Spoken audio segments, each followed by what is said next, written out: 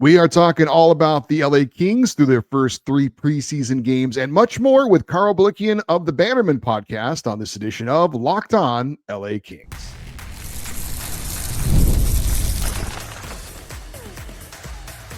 You are Locked On Kings, your daily podcast on the Los Angeles Kings, part of the Locked On Podcast Network, your team every day. Hey, Kings fans, welcome to Locked On LA Kings, part of the Locked On Podcast Network, your team every day. Thanks for making Locked On LA Kings your first listen every day. We are free and available wherever you get your podcasts and on YouTube. Today's episode is brought to you by FanDuel. Download the FanDuel app now by visiting FanDuel.com. You'll win $300 in bonus bets if your first $5 bet wins. I'm Eddie Garcia, your host of Locked On LA Kings. I've worked in sports media for the past 30 years. Also one of the co-hosts of Locked On NHL Game Night, a nightly podcast and YouTube show that recaps the night in the NHL, and a passionate LA Kings fan for over 30 years. We are happy to be joined by a friend of the show, Karo Blikian. He is with the Bannerman podcast. He's also written and covered the LA Kings in other capacities as well. You can follow the podcast at thebannermanpod.com and on X and Twitter at thebannermanpod. And again, he is Karo Blikian. Hey, Karo, how are you? What's up, Eddie? How you been? Doing good. It's been a little while since we had you on. Our last chat was after Ken Holland had been hired as GM, but before all the free agency fun, I remember we had a chat about Mitch Marner, the possibilities of that. That obviously did not happen. But before we get into the preseason and some news surrounding the Kings since we last spoke, I do want to get your thoughts on the additions that the Kings made in the offseason. Certainly, I don't think too many people would consider them exciting additions. Certainly an interesting one and one player in particular. But if you don't mind, how about I throw some names out there and you give me kind of a quick opinion on what you thought about either the player or how he kind of fits with the Kings. And I think the obvious first one would be Corey Perry. Yes, I knew you were going to come at me with this first, and I'm glad you did. I was not. I know the reaction. Like I watch your show, and I know your reaction specifically is probably very different from mine.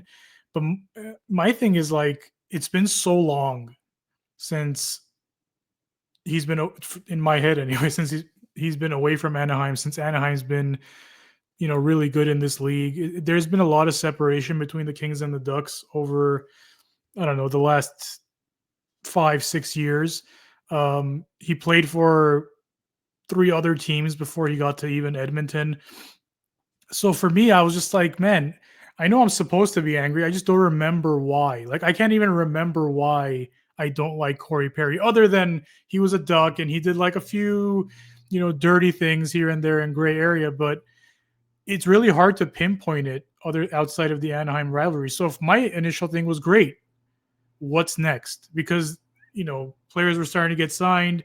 You're looking at guys moving here and there. I was really concerned about the defense at the time. So when I saw Perry, it wasn't like a crisis. I was just like, good, I get it. Who's next? So that's where I kind of was. And I understand your perspective too. I do. And you're not alone, obviously. This is not an Eddie thing. But I just feel like so much time has passed. I couldn't even tell you why I hated Corey Perry as much as I did. He never hurt a Kings player. Did he try? Maybe. But like the worst thing I can remember him doing is like squirting water in Jeff Carter's glove and then maybe toppling over Jonathan Quick a couple of times. Really can't remember anything outside of that. I remember doing a show and talking about some of the needs for the Kings, and I admitted that they needed a player like him. I just didn't really want it to be him. Yeah. But it turns out it is him. So I understand it, and I'm not necessarily even, against it in principle. It's just a lot of history for me not liking him. It's going to be weird. I have a friend who's a Ducks fan who claims I will be more than happy when it's all said and done that he was on the team. So we'll see. I think I'm assuming that's Doug from the Puck podcast. That is Doug from the Puck podcast. Yes. And he as a Ducks fan said he didn't care that Corey Perry was on the Kings now. It wasn't a big deal to him either. So there's varying opinions, and I don't know if I'm going to ever fully embrace him, but I'm sure I will. If he comes back healthy and helps the team, I'll be happy about that. How about Joel Armia? when I said, okay, we got Corey Perry, what's next? Joel Armia was next. And that was another one where I was like, this makes sense. The coach wasn't playing the fourth line for whatever reason. And within minutes, it seemed like the Kings not only had a playable fourth line, but what looked like, if you just mentally put in Turcotte at center, which I did at the time, what looked like a pretty strong fourth line that could give you problems with guys that, in the case of Armia, can kill penalties. In the case of Perry, can be on your second power play. I was like, this makes a lot of sense. I was feeling pretty good about it. Again, in the back of my mind, I was just like, I'm really worried about this defense because it doesn't look like Gavrikov's signing, and we just traded Spence. And I'm looking at the UFA class, and I'm just getting a very bad feeling in my stomach. I know I'm jumping the gun there, but that was my mental. I was like, this is good too. What's next now on the defense? And that's kind of what I was waiting for. But those two additions, I think, good. I was not unhappy. I would even say I was happy with what they did there. All right, well, let's get to the defense. Brian Dumoulin. Yeah. I got to preface this whole thing by explaining my journey when I heard about these signings, because the Kings just blasted them all out at once. If you recall, it was a single PR shot of like Dumoulin, Ceci, Forsberg. I believe those were the three signings all at once. And Ceci was first, though. The first one that came out was Ceci. I think through an insider, maybe it was Friedman. And so that was the first. That was like the punch, and everything else, I blacked out, so to speak. So I was like, this is all horrible. I was like, Ceci was not good. And because of that, like, everything's bad. Dumoulin's bad and Forsberg's bad, which is not true. The other two, after I sat with it, I was like, this is good. Brian Dumoulin, a guy who has won. I know it's a cliche, but he's from all indications, a really good person, a really good locker room guy. And you know what? He could skate a little bit and he can move the puck a little bit. Like, for your, between 3 and 6 defensemen, I think you could do worse, right? Like, there's Gavrikov, but the drop off from Dumoulin to Gavrikov is not an ocean, right? There's a drop off, but it's not insurmountable, and the Kings can't recover. I thought that was good after the fact again. So that's on Dumoulin. I'm sure you're going to ask me about Ceci, but go ahead, Dave. Well, let me ask you this. If it's Ceci for Spence, what do you think about that trade? I'm not looking down the future because one of them is obviously younger and maybe has more potential, but maybe for this season or next season, what do you think? Look, player for player, I don't like it. I just don't. I think you're limiting your upside in terms of puck movement for a guy that you feel comfortable playing in the bottom pair, in theory. Cody Ceci, I don't think Cody Ceci is as bad as my reaction was, for example, or that everyone's reaction was. But he's also a pretty one-dimensional guy. He kills penalties. He's kind of like, I'm going to be solid in front of the net, and I'm going to get rid of the puck as soon as I can, maybe not necessarily make a play. Whereas Jordan Spence has more layers to his game. I don't think he's as good as Ceci in those tough areas, certainly. But I think once the Kings did get the puck with Spence on the ice, there was a better chance that he could move it out cleanly. With Ceci, I think you're looking at a lot of maybe glassing out and things like that and just throwing it into areas for forwards. So there is a trade-off there. It's Jordan Spence wasn't perfect, but he's more the type of player I envision the Kings needing for zone exits, put especially their counterattack team to get on the rush. That requires a good first pass. I'm not saying Cody Ceci's throwing bombs out there all the time, but Jordan Spence is better at it, in that department and in the offensive zone. So to me, there's a drop-off. That being said, if the coaches are going to play this guy, which seemingly they are, at least, when it matters the most, your guys aren't going to be tired. You have more options. You have more penalty killing options, things like that. My hope is that they do play him on the bottom pair and we don't get a situation where he's playing, close to 20 minutes. I think that's a problem. And it's scary because he has played close to 20 minutes everywhere else. It's not like everyone's limiting this guy to 16 and the Kings are going to give him 20. Whoever gets him plays him top 4 historically. So I'm just hoping that's not the case. I concur with that opinion very much so, and especially for what the other option is. By the way, on the second pairing with Brant Clark, that needs to happen this year. He needs to get more of a role. Jim Hiller was very praised him a lot after the last game, which was a good sign, I think. So if CZ's on the third pairing, and the contract is terrible, but if that's where he's playing, just from a hockey standpoint, I think we'll be okay with it. Do you think the Kings as a defensive team can absorb the loss of Gavrikov more easily because of how they play team defense? I do. I think there will be, I think it's foolish to say there's been no drop off whatsoever, or maybe just overly optimistic. I think you might see a slight drop off, but again, my feeling is that Gavrikov to Dumoulin isn't, a seismic shift. I think there's plenty in Dumoulin's game that will make up for the loss of Gavrikov. And again, it comes down to the minutes. I think the structure of the team comes first.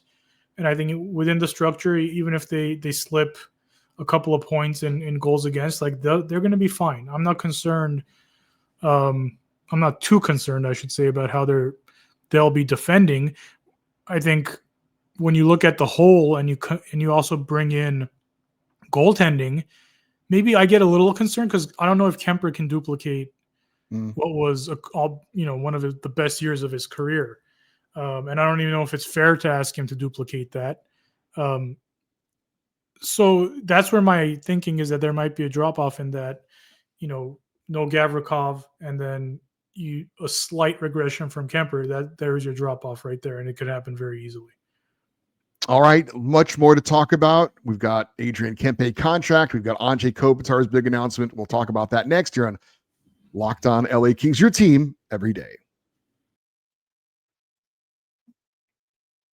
The NFL season is here, and FanDuel is making sure you're ready for kickoff with a can't-miss offer. Right now, new customers can bet just $5, and if your bet wins, you get $300 in bonus bets to use across the app. I love using FanDuel because it fits however you like to bet.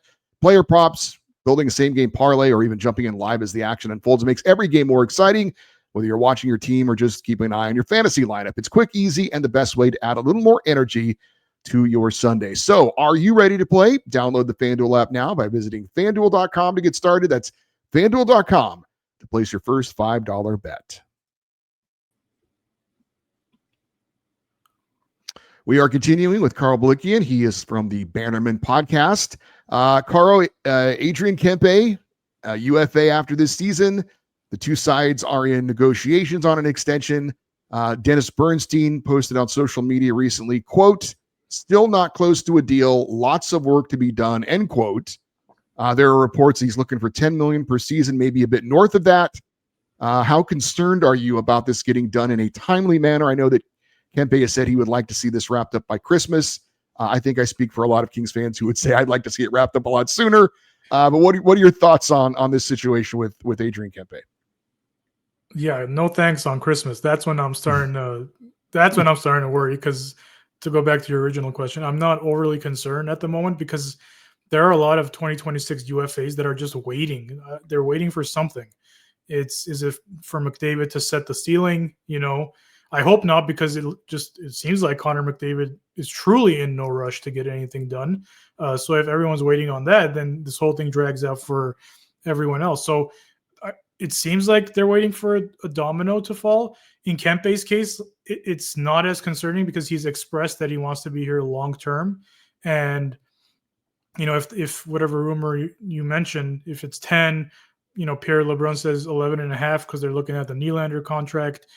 Whatever those numbers are, I feel pretty good that they'll find a middle ground and will get it done. This is not a McDavid situation where he has no idea if he wants to even be there from everything he said, right? If the Oilers are giving McDavid a blank check and he's not signing it, if the Kings were giving Kempe a blank check and he wasn't signing it, I would be extremely concerned. But that's not the case. There is negotiation to be done with this player, so I'm not there yet. I'll get, like you mentioned, Christmas, man. If it gets we're going into January and this is still a thing, you could fire the alarms on that one. I'm worried deeply at that point. So hopefully they'll get it done so we don't get into that panic mode. Ajay Kopitar announcing this is going to be his final season. Certainly not shocking news. We speculated that this could be the case. Maybe surprising when he decided to announce it. I thought maybe he'd do a Dustin Brown and kind of slip it out there at the end of the season. Just your thoughts on maybe the timing of it and how the Kings may have to, how are they going to replace him going forward? Because you and I talked about it on the last time you were here, and that, it's not some easy skates to fill, that's for sure. No, and I suspect replacing him isn't really going to happen. You just hope to, all eyes are on Byfield. You just hope that Byfield elevates to the point where he's as close as he can get, because that's probably the best case scenario, because that's how good Kopitar has been. For the Kings, he's a once in a generation player. It just doesn't happen. We've been fans very long time, and like players like this don't come along, especially homegrown. Like, it just doesn't happen. So to expect anyone to fill his shoes, I think is not fair. But you're hoping that, you have your first line center in Byfield. And I think next season, the real issue is going to be who's going to be your second line center, because that is now the Kings' big issue. I suspect they'll be looking outside the organization for that. As far as the timing of the announcement, hey man, it's Kopitar. He could do whatever he wants, as far as I'm concerned. If that's what he felt like he needed to do, he mentioned he didn't want to be a distraction to the team. He wanted everyone to know this is it. If that's his reasoning, great. And it's nice, right? Like, there's a part of it that's cool where there is an urgency to watch him play one more time. You do savor, watching him. You do enjoy the moments he's still here, because he's the type of player that is very easy to take for granted. And I've been guilty of it too over the last 20 years. Like, sometimes you just take him for granted, and you're like, boy, if Kopi was just a little bit more like this, and if he just shot the puck more, and you just forget how consistent he's been and how excellent he's been and how lucky the Kings are to have had him his entire career. So I think it's maybe good from a fan perspective, just really appreciate him one more season. So I have no issues with his timing at all. All right. The preseason is the preseason. If the Kings were 0-3 right now, I'm not going to be too concerned about it. But hey, they're 3-0 in 3 games. They've allowed 2 total goals. They've had 8 different guys score 9 goals. So a lot of guys are contributing. The defense looks good. 3 different goalies have gotten wins in 3 games. So just, I don't know. It's not bad. There's certainly nothing to be concerned about at this point. But what do you think about how the preseason has gone so far, and any players that have stood out to you that you have been surprised by, impressed by, anything like that? Yeah, I feel similarly to you about the preseason in general, even the rookie game, the rookie face-off game. I was just like, yeah, the usual suspects are going to be fine. And that's exactly what happened. Preseason, the same, especially this year when, there's really now 2 spots maybe open with Perry out, or 1. Well, 2 really, if you count 13 forwards. So that was kind of interesting. And yeah, this is not a surprising take, but Jeff Malott obviously has stood out, and you're keying in on open spots. So he's going to stand out naturally more than others. I think Alex Turcotte's played really well with him. I've liked what I've seen there. Brusewicz, I thought was really good, really mobile. Funny, he reminded me of Jordan Spence, ironically, like his mobility on the blue line and his willingness to shoot. But yeah, I mean, those really, you look at the actual roster players who are locks, everyone's looked pretty good. I can't really pinpoint anyone. Like Kuzmenko's looked like himself to me. Byfield looks good. Fiala maybe didn't love his last game too much, and hopefully he gets that out of the way quick, because he was really good the second half of last season, and that's the player we want back. We don't need regression in that in that department. Kari George, good, right? Good game in his start. Like, looks really calm, really good. I've been a little disappointed with Liam Greentree, and I don't even know if that's fair to say, because he's coming off an injury and he's probably trying too hard to do things at times. But where there was a time where maybe we thought he gets a 9-game look, I no longer feel that way. And it's not just because of Jeff Malott. It's also because of his individual performance. Fair or not, he has this window to show you he deserves 9 games. And from where I'm standing, it hasn't worked out this preseason. So I expect him to go to the OHL. But yeah, that's really the guys I've noticed. I think everyone else is really just getting into game shape, right? So I'm ready for the preseason to be over, and I'm excited that next season is going to be over really quick. So we don't know where the defense is going to kind of slot in as far as second pairing, third pairing. We've talked about that, but we've seen Dumoulin with CC. We've seen Edmondson with Brandt Clark. Do you have a preference on who you see opposite Clark, hopefully on that second pairing, or do you think Edmondson, Dumoulin are pretty much interchangeable? It's a tricky question, Eddie, because in my heart, I would like to see Dumoulin with Clark. Me too. But then that gives you a third pairing that makes you a little nervous, I would say. And Jim Hiller mentioned, and this is what I suspected, is that the minutes on the D pairs are going to be as evenly distributed as possible. So if you're looking at 17, 18 for everyone, that's a lot of minutes of Edmondson CC, right? So it's like a double-edged sword. I do want Dumoulin Clark, but if all things are going to be even as much as they can anyway, on the D pairs, maybe it is Dumoulin CC and Edmondson Clark just to balance it out a little bit more. So to answer it, initial preference is Dumoulin Clark, but with the caveat of, well, if we're doing even minutes, maybe the other way. All right, we'll look a little bit more ahead to the upcoming season and maybe even future down the road as well. We've touched on that a little bit. We'll do that next year on Locked On LA Kings, your team every day.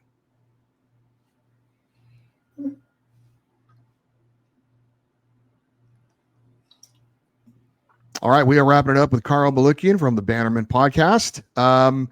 We touched on Liam Greentree a little bit. I'm in complete agreement with you. I think definitely the combination of Jeff Malott and the way that Greentree has not really stood out probably seals his fate and that he'll be going back to his junior team.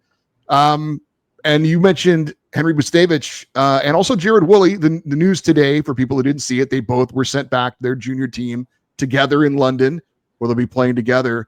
What did you think about what we saw from both of those guys in the rookie faceoff and in the preseason? Yeah, I thought they both looked pretty good. Like I said about Brusevich, I thought he looked pretty confident. Really good skater. You know, you can read a scouting report, but until you watch them play, like you really can't pinpoint someone's game. I thought he looked really comfortable on the power play too. Quarterbacking that, not an easy task. And really excited for both of them to develop together. You know, London's a good program. Now, at some point, they'll be up in the AHL together, hopefully, and then graduate to the Kings together. I think there's a lot to be said about that. And, you know, Woolley has grown quite a bit. His puck skills have improved quite a bit. There was a time where he was kind of just viewed as a giant, a very raw player who you didn't kind of a boom or bust. And it seems like he's trending in the right direction quickly. So, you know, if you're looking at a pairing coming in together at some point, like that's really exciting. And I thought they did everything asked of them. This, you know, they got cut because of semantics. They weren't going to make the Kings, right? So it's not, you know, no one should look at that and be like, oh, they got cut. You know, what's wrong with that? Nothing's wrong with that. That's what's supposed to happen. So nothing but praise for those two. How do you feel about the power play with the 5 forwards? And also what we saw, and we'll see if this carries over to the regular season, was Doughty and Clark together on the second power play unit. I think you have to start 5 forwards, right? Like at least start the way they closed out the season. They were red hot in the playoffs. I think it's the way to go. You got to start the 5 forwards like that. And of course you need to have Brandt Clark on the power play. You and I have talked about this many times, and it was slightly concerning, obviously, the Doughty Clark of it all. But yeah, them together on a second power play unit, I'll take that.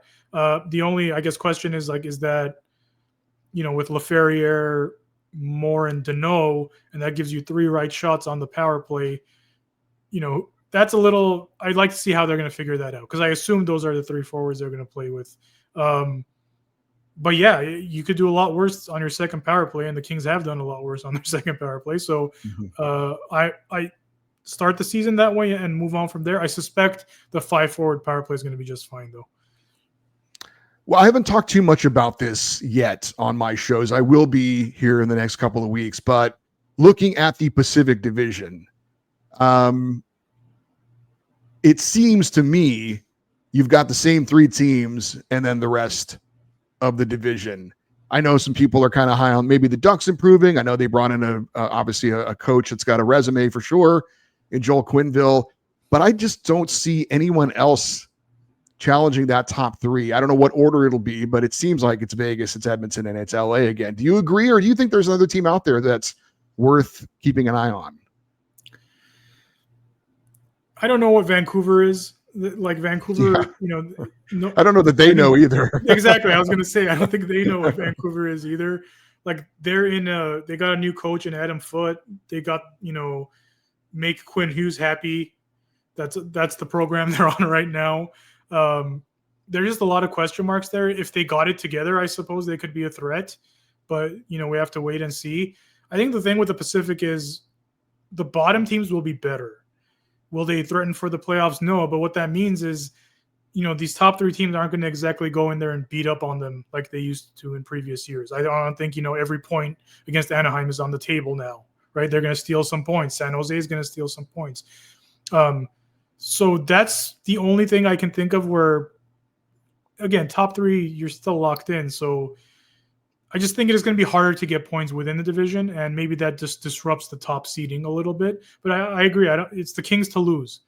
If the Kings aren't third by the end of the season or even by the trade deadline, like the Kings did something wrong. It's not that the other teams did something right. That's the way I look at it. So I'm sure we'll talk again once the season gets going, but as it stands right now, how do you feel about this team going in? Do you feel that they are improved from last year? And are you optimistic, or is it kind of a total coin flip at this point, whether this works out as far as the postseason, which is of course where it all matters. These moves that have been made, of course, you got to get in to have that opportunity, but are you willing to say that they are improved, or is it just you've got to see a lot more before you're willing to say that? I'm willing to say they're the same, and that's probably good enough to get in at this point. I just don't see, yes, you improved on forward, but now you're not getting Perry till November something. Okay. You took a dip in theory on paper on defense. Maybe Kemper is not as good. So I think at the end of the day, it all balances out. I think they're the same. I think the playoffs is it's going to come. The Kings are in this echelon now where the regular season doesn't really matter. To call them a coin flip is completely unfair and too harsh, I think. There's a lot of things you'll read about. They think LA is going to drop out. I think, again, that's too harsh. There's going to be growth internally. These are all cliches, but I think it's going to happen. LaFerriere, Byfield, specifically Brandt Clark, I think, and I think we talked about this last time. I think he's poised to really break out here. He's going to have a good season, I think. So I think they'll more or less be the same. Will they be a 100-point team? I don't know, but I think they'll be third, and it's going to come down to the playoffs. And if the big difference in the playoffs where they didn't play guys, well, now that excuse is out the window. They're going to play guys. So let's see what happens. Final answer is same old Kings, but yeah, you like to clearly say they're better, but I just can't do that right now. I think they're just sideways, not in a horrible way, but they're the same team going in. All right. That is Karo Blikian of the Bannerman podcast. You can follow the podcast again at thebannermanpod.com and on X and Twitter at the Bannerman Pod. Karo, always a pleasure. Like I said, I'm sure we'll get to talk again once the season gets going, and hopefully we have some interesting things and some exciting things to talk about once the season gets going. Oh, I'm sure we will. It's never boring with the Kings, is it? No, it isn't. But let's get that contract taken care of with Kempe. I'd like that to be very boring. Yeah, I don't want that excitement. Yes. We can agree on that. All right, Karo, thanks a lot. Really appreciate it, and best of luck with the Bannerman podcast. Thanks, man. See you soon. All right, and for the rest of you guys, for our everydayers, those of you that listen and watch Locked On LA Kings every day, we have our fan feedback show coming up in our next episode. And also we will have a recap show on the weekend from the Kings' 4th preseason game of the year. If you want to get any of your thoughts in on any of the shows we've done this week, you are certainly welcome to do so. The email address is lockedoneddy@gmail.com, EDDIE. And if you're watching on YouTube, leave your comments in the comment section as well. Stay interactive with the show on social media, X, Twitter, Instagram, TikTok. We're at Locked On LA Kings. I'm Eddie Garcia. Thanks for listening and watching this episode of Locked On LA Kings, part of the Locked On Podcast Network, your team every day. Have a great rest of your day. We'll talk to you next time. And as always, go Kings, go.